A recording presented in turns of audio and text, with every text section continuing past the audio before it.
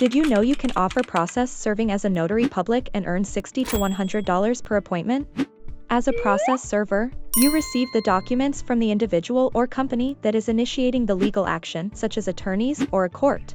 After locating the recipient, you will need to deliver the legal documents to the intended recipient, which could be an individual or a company.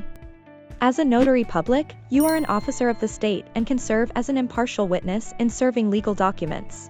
Being a process server can earn you $60 to $100 for your services of delivering legal documents. Additionally, since you're required to travel to deliver the documents to the recipient, you can also charge a travel fee for your services. Travel fees vary on distance and what is agreed upon between you and your client.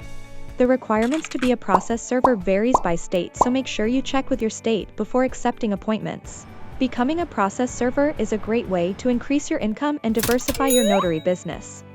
To learn how you can become a process server and make more money with process serving, click the link below.